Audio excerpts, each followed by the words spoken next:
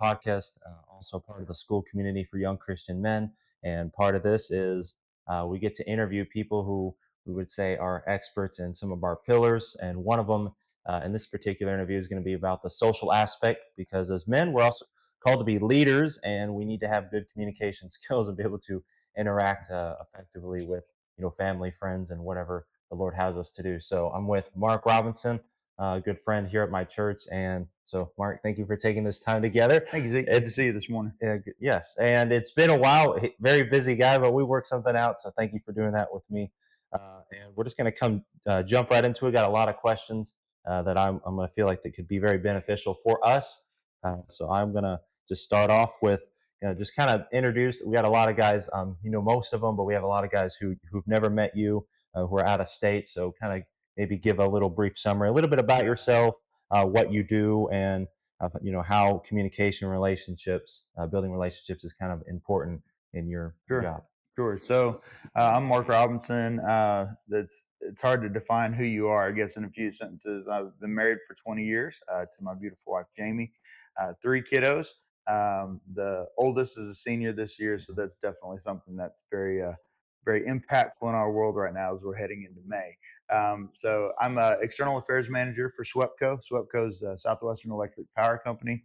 And so the question, what does an external affairs manager do? I get to work with our elected officials as well as our chambers of commerce, economic development, corporations, and so many different spaces where communication is key. And I can get into my background a little bit later, but communication is really at the top of pretty much everything that I do. And so hopefully I'm skilled at it, because otherwise they shouldn't pay me. Yeah, and honestly, when I first met Mark, we didn't like when it came to SWEPCO or external affairs. How do you get into that, or how did you stumble into a job of communications? And you didn't did you just naturally come to it of just communicating with people, or and then you stumbled into the job? Yeah. So it was definitely probably unorthodox the way that I became an external affairs manager. I got to give some credit to several of my mentors: Julio Reyes, Sarah Bodner, Peggy Marshall was amazing. All of them encouraged me to do several things, and so it started out as worked at a telemarketing corporation. Scout, stop licking his hand. Okay, you want to be a part of this interview, you got to be good. Okay. All right. I was like moving my hand. Stop, bro. At the end of the interview, I'm over here. All right. He likes your lotion, Yeah. whatever it is. So I went to Bible college, Mhm. basically to give God a chance to call me into ministry. I would argue that He did, but it's not the traditional. It's definitely not in being a missionary or a Christian school teacher like both of my parents are and were. So it's definitely okay. So we get done with Bible college, all right. Yep, yeah. So they encouraged me. I had my bachelor's from Texas Baptist College, and they said, "Hey, you need to probably go back to school." What they recognize is that I had some natural ability to communicate. I was working at a transformer repair shop, and so there wasn't a whole lot of opportunities to get out and speak, and it definitely was not that role. It was a very hands-on role. Think of draining oil out of units. Think of turning a wrench and doing that type of thing. So speaking was not necessarily, but they noticed something. They recognized that I had a natural ability to do that. Said, okay, you need to go back to school. So I went back to Texas A&M Corpus Christi, finished my master's there, and that And what was that degree in? business administration. Okay. So it created more opportunities. Got Julio Reyes, one of my mentors, and now one of my friends, recognized we was in an employee meeting, and he pulled me into an executive meeting and saying, "Hey, we need field representation here in this meeting. We need to understand kind of how the decisions that we make in executive level, how they impact our frontline employees."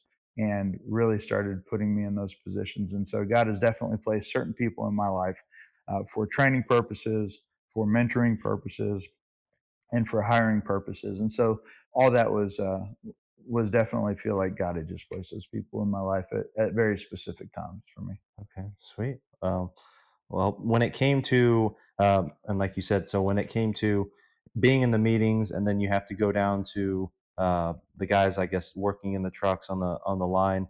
You know, what is something you've noticed when it comes to going from that level of, and I don't want to put it as a level of, high up, like where you're faking it when you go down to the lower level or vice versa.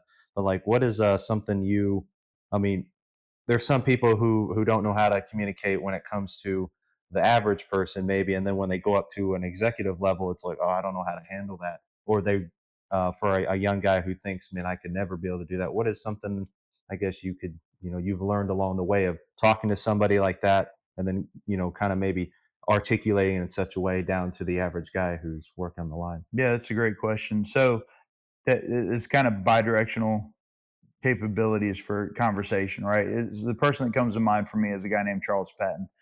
Charles Patton was another one of my mentors, AEP Texas. Ended up at one of the highest levels at American Electric Power, and has continued to do just great things. As a mentor of mine, it taught me a lot. I asked him a lot of hard questions, and he'd give me very direct answers. But one thing that I really respected about him is that he could go to the C-suite and have a conversation at their level, whether it was a shareholders meeting, whether it was one of our board of directors meetings, uh, whether it was with media, regardless of what level, if it was other CEO, executive suite level gatherings, he fit in and led in those organizations and in those areas in those rooms. But then he could also come and sit in a lineman training facility, or he could sit in one of what we call them docks, one of our service centers, um, and mix it up with the guys and fit just flawlessly. And so I sat back and I watched him. And you said something about, basically not wanting to be fake. Mhm. He wasn't fake. He was who he was, regardless of where he was. He would change his vocabulary. So when he was talking with Lyman, he wasn't using those $1 million words, but he also was not demeaning them. Mhm. He was just speaking in their language. And they called it the platinum rule, which is communicating with others how they want to be communicated with. Outside of, changing who you are, a good leader has the capability to range their communication based on the room that they're in, right? It doesn't make you fake. It just means you're trying to serve the person. You can come across even more fake if you're using those $1 million words in a setting that will sit back and honestly, our line workers, our linemen, our frontline folks, if you start saying that, and they're going to make fun of you. That and that's okay in our industry. It's like, what? Who do you think you're talking to? Like, bring it down to where I can have this conversation with you, because the last thing you want to do is be offensive when you're having that conversation. That's on both sides. That's why I would never say you want to dumb it down. That's not what I'm saying. I'm saying use the vocabulary and the vernacular of the person that you're talking to. Make sure that they understand. Keep them from having to ask what other people would call a stupid question. And so, I mean, for example, we use a lot of acronyms in I'm AEP SWEPCO, right? American Electric Power, Southwestern Electric Power Company, right? We have we got a whole book of acronyms. But if I'm talking to our customers and I use those acronyms, if I say even a word, transformer, a lot of them think that's that car that comes apart on the movie and Yeah, yeah. saves the world or destroys the world, right? No, that's a device that takes higher voltage and transforms it into lower voltage. But if I just say that to my customer, I lost them by just saying transformer. They have no idea what I'm talking about. Most of them, Mhm. and so being conscientious of the room that you're in, the person that you're talking to, and taking the time to say, hey, let's make sure that I'm removing acronyms. I'm removing that mystique, right? And then I'm not trying to put on airs. Um, the other, as you go into an executive space, there's a couple things you need to realize too. Is number one, they're just people. They're just people like you and I. They may have six additional zeros behind their bank account than you and I do. They're just people. Mhm. They've got kid problems, they've got health problems, they've got, relationships in their life. They are both good and bad. They've got dreams, they've got desires, they've got goals, they've got everything you and I do. they just come at a different price point, right? Mhm. But they only want to be treated, most of them, 99% of them just want to be treated like you and your friends, right? And so spending time with them, making sure that your conversation with them is much like you would have with your friends. Of course, having the right amount of respect and, you know, kind of tipping the cap to where their office is. That they're not necessarily your buddy, but they do want to be your friend. And so come at those relationships with knowledge, the right vocabulary, and a little bit of respect, and then they'll be your friends too. Mm. And I want that phrase you said, communicate how they want to be communicated with. That I can't remember where I heard that from, but I heard it from somewhere, and it kind of makes me think of kind of a little elementary example. But same thing when I teach kids, I'm being authentic with them. I'm not being fake, although my the way I communicate is on a much lower level, because the message is still the same. The way it's almost like what a transformer is. I'm taking a lot, and Right, I'm putting it down to something they can handle in their little outlet, if you will, right, a little. And so I like that way because same thing with customers. In the roofing business, I can throw out a insurance term or ACV policy. They're like, what's that? And yeah, and you can act all but you're going to confuse them, and then it's like, okay, I don't want to talk to you. So right, I like yeah, that.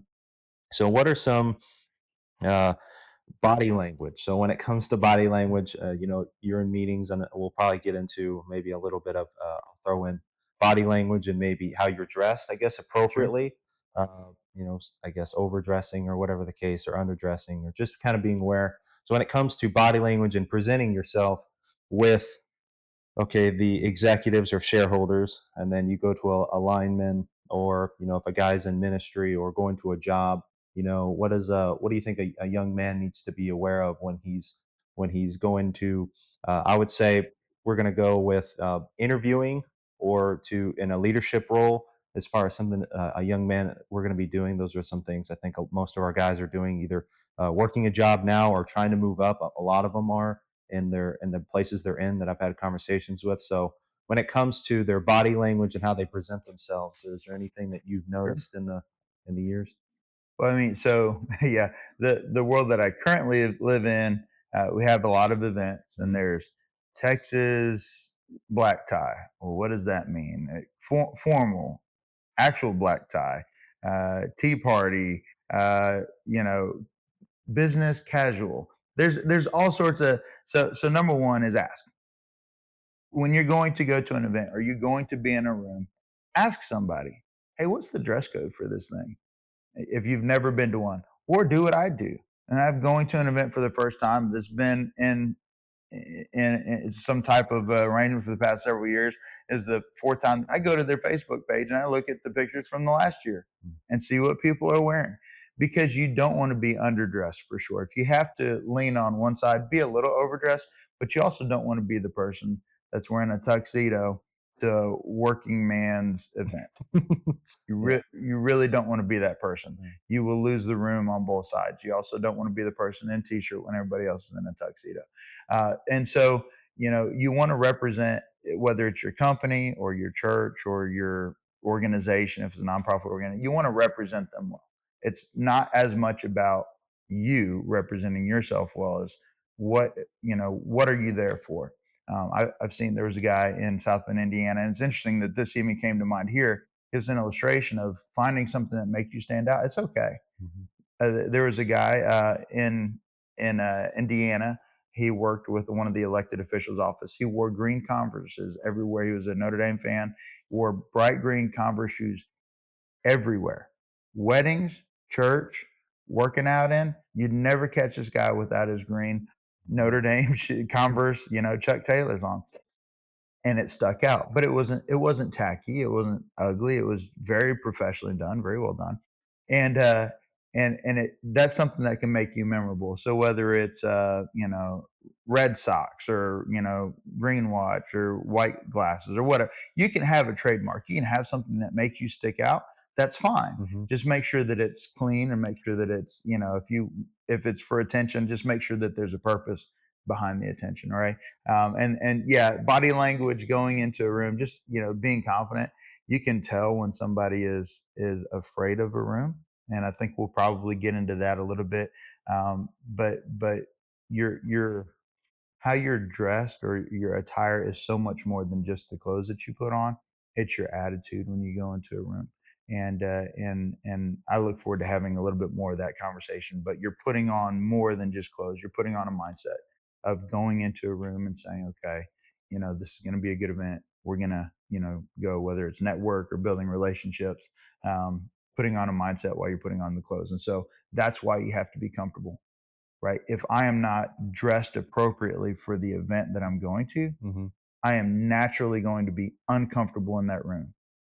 And then that uncomfortability portrays itself and kind of communicates itself through the way that I act for the entire night, right? Oh man, I wish I hadn't worn this.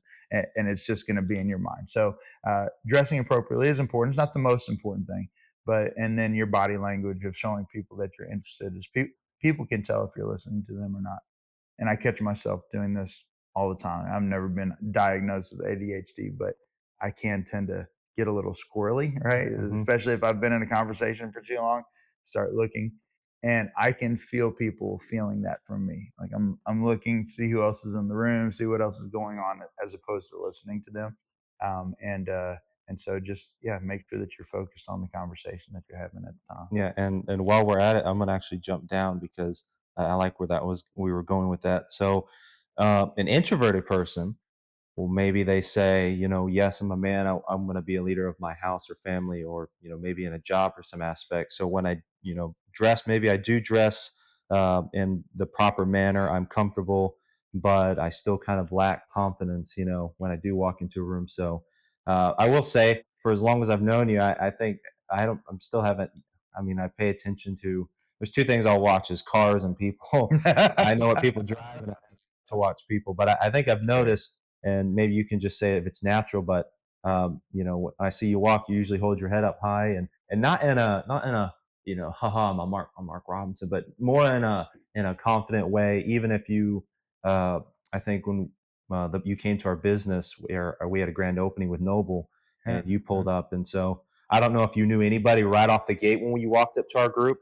I don't think he did, but that was something I wanted to notice, and I was watching, and so I think you were dressed in this kind of attire, and that was a something you haven't been. We're outside. We weren't in a organized, and he kind of had to come from a distance. So it wasn't like he came around the corner. So we kind of saw you coming, Yeah, I did and it's walk a kind of like, little. 30 feet of that for me. That kind of gets awkward because it's like you got 30 feet to make it before you can say something hello, and they don't hear you. You're like, oh man. So when it comes to that, what is I guess when it comes to somebody who's introverted or kind of nervous of walking into a room or outdoor setting, they're in their clothes, they're comfortable, but they're introverted and don't know maybe how to break the ice. Or it's walking up to a group like you did, and we had the Tom's Hmm. coffee truck there, and there's just a lot of people huddled, and we weren't exactly opened up. I don't believe. I think we maybe had a little bit of a circle. So Right. how does a guy like, oh, I gotta walk over there. I don't know these people. I got to interject myself in a group without, but without, being all that. So I don't know if that makes sense. Yeah, yeah. So there's a couple things there, and I think that I would start with, your mindset. And introverted is a mindset. You say, well, is this natural? Whatever I do, when I don't really know what I do anymore. I come out, whether it's a speaking engagement. You did a great job. Okay, great. I don't hear myself a whole lot when I'm up there, but it's not natural. When I was a teenager, very, very, very intimidated by other people. So when you say introvert, I was that introvert. When I would say things 4, 5, 6 times in my head to make sure that it sounded cool before it would ever come out through my lips. So it was like, nope, I'm not. And then by that time, usually it had passed. The moment to say that thing had passed. I'm like, Mhm. I guess I don't have to say that, right? And so and people that know me now, is like, there's no way that you're introverted, Right. very introverted. My first job was with the Future Telemarketers Incorporated (FTI), and I about walked out on the first day of training because they said, okay, so it's for nonprofit organizations like the American Cancer Society, and it was outbound calls. This was back when everybody had a phone in their home, and you would call and something would pop up on the screen. So we're doing training, Mrs. Wilson's name. Hi, Mrs. Wilson. My name is, I'm reading from a script. My name is Mark Robinson, calling on behalf of the American Cancer Society, not to ask you for any money, but to ask you to send 23 pre-printed letters to your neighbors there on Sesame Street. We'll provide you anyway. So you go down to the whole spiel. Well, what happens when Miss Wilson says no? You don't get to hang up. You have to